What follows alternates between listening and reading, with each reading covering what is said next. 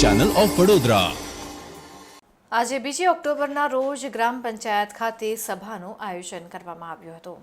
ગ્રામ સભામાં ministry of પંચાયતી રાજના 2 consulting અધિકારી તેમજ જિલ્લા પંચાયત કચેરી ખાતેથી નાયબ જિલ્લા વિકાસ અધિકારી, મહેસૂલ હિસાબી અધિકારી તેમજ તાલુકા વિકાસ અધિકારી અને પંચાયત વિસ્તરણ અધિકારી સાહેબ હાજર રહ્યા હતા।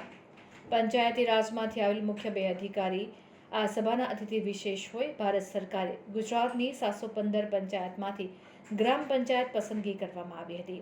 આ સભામાં મોટે ભાગે ગામના સિનિયર સિટીઝન લોકો કે જેઓ 70થી 75 વર્ષથી વધુ ઉંમર ધરાવતા હોય તેવા વડીલોએ મોટા પ્રમાણમાં ભાગ લીધો હતો, જેઓનું ગ્રામ પંચાયત દ્વારા શાલ ઓઢાડીને ફૂલો દ્વારા ખાસ સન્માન કરવામાં આવ્યું હતું। તેઓ દ્વારા મેરા ગાંવ મેરી કહાની પંચાયતની શરૂઆતથી લઈને વિકસિત ગ્રામ પંચાયતની ટૂંકી ગાથા સભા સમક્ષ જણાવી હતી। આ ગ્રામ સભામાં શાળાના બાળકો દ્વારા આયોજન કરવામાં આવ્યું હતું, જેમાં ગ્રામજનો અને પદાધિકારીઓએ ભાગ લીધો હતો।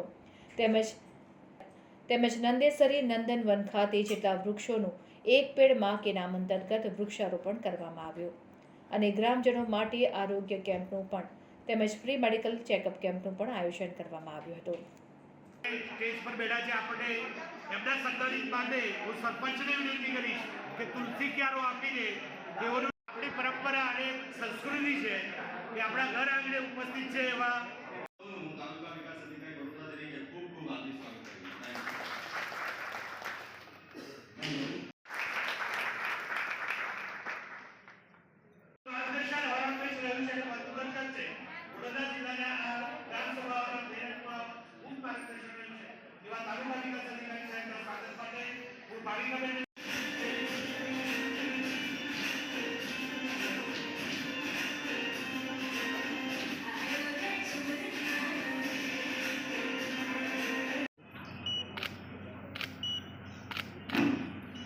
આજે નંદેસરી ગ્રામ પંચાયત ખાતે NIA હોલમાં 2 ઓક્ટોબરે ગાંધી જયંતિ નિમિત્તે ખાસ ગ્રામ સભાનું આયોજન કરવામાં આવ્યું હતું, જેનો મુખ્ય હેતુ સ્વચ્છતા હી સેવા અને GPTP પ્લાન અંતર્ગત ગ્રામ પંચાયતને પોતાનું ફંડ આપવામાં આવે છે।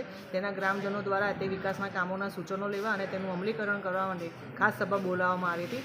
જે સભા આજની ગ્રામ સભાની અંદર મિનિસ્ટ્રીમાંથી પંચાયતી રાજ મિનિસ્ટરમાંથી દિલ્હીથી પંચાયતી મિનિસ્ટર કન્સલ્ટિંગના 2 અધિકારી પણ આવ્યા હતા। જિલ્લા કક્ષાએથી ડેપ્યુટી BDO સાહેબ, તાલુકા વિકાસ અધિકારી સાહેબ અને હિસાબી અધિકારી સાહેબ વસાવા સાહેબ પણ હાજર રહેલા હતા। ગ્રામ પંચાયતના તમામ ગ્રામજનો, સિનિયર સિટીઝનોનો ખાસ આ પ્રોગ્રામમાં ભાગ લેવાથી કાર્યક્રમ ખૂબ જ સારો રહ્યો હતો અને ગ્રામ પંચાયતના તમામ સભ્યો, બોડી અને બધાના સહકારથી આજની ગ્રામ સભા ખૂબ સારી રીતે પરિપૂર્ણ થઈ છે। તે બદલ હું નંદેસરી ગ્રામ પંચાયતના તમામ ગ્રામજનોનો ખૂબ આભાર વ્યક્ત કરું છું।